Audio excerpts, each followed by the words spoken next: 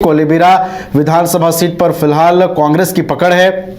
और अगर यहां के प्रत्याशियों की बात करें तो सुजान जोजो को भारतीय जनता पार्टी ने चुनावी मैदान में उतारा है। नमन विकसल कोंगाड़ी जो मौजूदा विधायक हैं, एक बार फिर से कांग्रेस ने उन पर भरोसा जताया है। इसके अलावा यहां पर त्रिकोणीय जो समीकरण है वो बनाते हुए नजर आएंगे संदेश एक्का जो झारखंड पार्टी के उम्मीदवार हैं। राकेश जी, कोलेबिरा पर अब आते हैं। कोलेबिरा में देखिए इस बार त्रिकोणीय मुकाबला बनता हुआ नजर आ रहा है और संदेश एक्का के चुनावी मैदान में उतरने से प्रभाव कितना पड़ेगा राकेश जी सीट पर?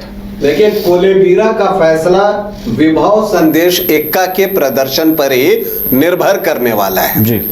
अगर विभव संदेश एक्का जो कि झापा के कैंडिडेट हैं, एनोस एक्का के बेटे हैं, वो इस सीट पर अपने वोट जो हैं अगर वो 25-26% के आसपास ले कर चले आते हैं तो समझ लीजिए कि यहां भी नेक टू नेक फैसला होना है, भले ही वो मुकाबला त्रिकोणीय होगा। क्योंकि अगर आप यहां पर बीजेपी के वोट देखें तो अगर वो देखकर लगता है कि वो 20-22% से लेकर 30% के बीच में झूलता रहा है जी। इसी तरह से अगर आप बात करें एनोस एक्का की, तो जब से झारखंड बना है उसके बाद अगर हम देखें इस सीट पर तो जो 5 चुनाव यहां पर हुए हैं उसमें से 3 बार एनोस एक्का ने खुद कोलेबिरा की सीट जीती है और 2 बार नमन विकसल कोंगाड़ी जो अभी भी कांग्रेस के उम्मीदवार हैं उन्होंने ये सीट जीती है जी। तो एक तरह से अगर आप देखिए कि यहां पर आप झापा के प्रेजेंस को नकार नहीं सकते। पिछली बार जब आयरिन एक्का यहां से चुनाव लड़ रही थी, वो संदेश एक्का की बहन हुई, उन्होंने भी जो है लगभग 15% के आसपास वोट लाया था जी। उससे पहले मेनन एक्का लड़ी थी जो बाई इलेक्शन हुआ था, उससे पहले लगातार 3 बार जो है एनोस एक्का यहां से जीतने में सफल रहे थे जी। तो बीजेपी अक्सर दूसरी पोजीशन पर आपको दिखती है। पिछली बार सुजोन जोजो को टिकट मिला था, वो 28.47% वोट लाने में कामयाब रहे, दूसरे स्थान पर रहे। 2018 में जो बाई इलेक्शन हुआ बसंत सोरेंग लड़े, वो दूसरी पोजीशन पर रहे।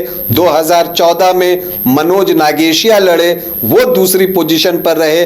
2009 में महेंद्र भगत लड़े तो वो भी दूसरी पोजीशन पर ही रहे। 2005 में इस सीट पर जेडीयू चुनाव लड़ रहा था जी।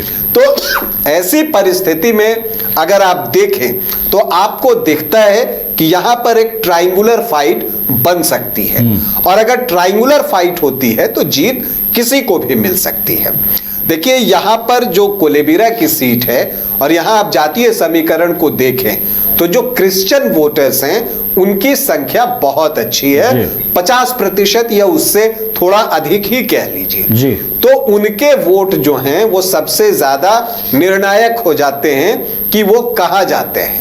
लेकिन जब हम देखते हैं कि नमन विकसल कोंगाड़ी को पिछली बार 38.17% वोट मिले थे, तो इससे ये लगता है कि ऐसा नहीं है कि क्रिश्चियन वोटर्स एक ही जगह वोट कर रहे हैं। उसमें जो एनोस एक्का की पार्टी है झापा झारखंड पार्टी, उसका भी अपना हिस्सा होता है।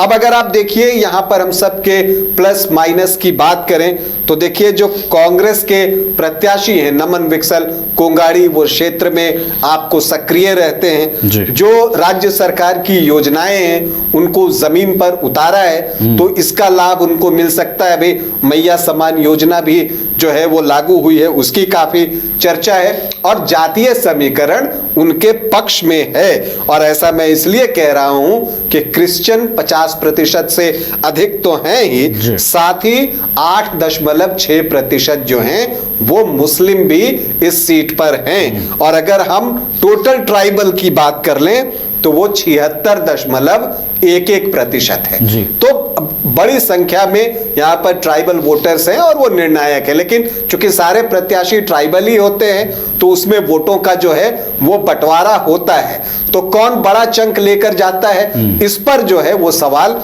जो है वो उठता है। देखिए, नमन विकसल कोंगाड़ी बाई इलेक्शन जीते, फिर 2019 का चुनाव जीते, वो इस बार हैट्रिक लगाना चाहते हैं। लेकिन जो अगर आप एनोस एक्का की बात करें तो वो चाहते हैं कि ये सीट जिस पर कि उन्होंने 3 बार जीत दर्ज की, वो एक बार फिर से उनके परिवार के पास, उनकी पार्टी के पास लौट कर आए। इसलिए इस बार वो सिमडेगा जिला की दोनों सीटों पर, सिमडेगा या कोलेबिरा, दोनों सीटों पर पूरा जोर लगा रहे हैं। इन सब के बीच जो सुजान जोजो हैं, उनको लगता है कि वो इस सीट पर अगर ट्रायंगुलर फाइट बन जाती है तो फिर इसमें कोई भी बाजी मार सकता है। देखिए, बीजेपी के जो प्रत्याशी हैं वो भी क्षेत्र में एक्टिव रहे हैं। जो सरना वोटर्स हैं और जो गैर ईसाई वोटर्स हैं, उनमें जो है उनकी एक अच्छी इमेज जो है वो बनी हुई है। और साथ ही बीजेपी का एक बैनर होता है तो कुछ वोट आपको बैनर के नाम पर ही मिल जाता है। और जो झापा के प्रत्याशी हैं, उनको आदिवासी वोटों का सहारा है। और चूंकि एनोस एक्का इस क्षेत्र में जब वो एमएलए थे 3 बार, तो कई काम किए हैं, उसकी भी वो दुहाई देते हुए दिखते हैं। और क्रिश्चियन वोटर्स पर भी जो है वो चाहते हैं कि वो वोट उनको मिले। हालांकि लोकसभा के चुनाव में झापा को यहां से अच्छे वोट नहीं मिले थे। अपर्णा हंस जो चुनाव लड़ रही थी झापा के टिकट पर, वो 3418 वोट ही ला सकी थी। लेकिन यह तय है कि विभव संदेश एक्का का प्रदर्शन उससे बेहतर होगा। लेकिन कितना बेहतर होगा, उसी आधार पर कोलेबिरा का रिजल्ट जो है वो बाहर आएगा। तो फिलहाल आप कह सकते हैं कि नमन विक्सल कोंगाड़ी, सुजान जोजो और विभव संदेश एक्का के बीच त्रिकोणीय मुकाबला बनता हुआ कोलेबिरा में दिख रहा है। और त्रिकोणीय मुकाबले में बाजी कौन मारेगा, यह कहना फिलहाल मुश्किल है। नमन विक्सल कोंगाड़ी थोड़ी सी बेहतर स्थिति में दिखते हैं, जातीय समीकरण और जो क्षेत्र में उन्होंने काम किए हैं। लेकिन एनोस एक्का वापसी के लिए बेसब्र हैं और पूरा जोर लगा रहे हैं। और इन सब के बीच मौके की तलाश में हैं सुजान जोजो।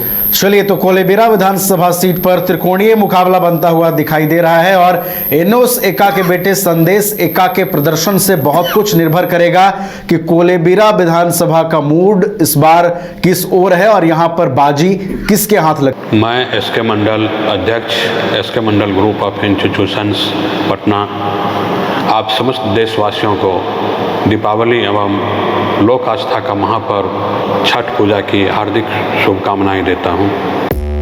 5 राज्य, 61 शहर, 150 प्रोजेक्ट और एक वास्तु विहार।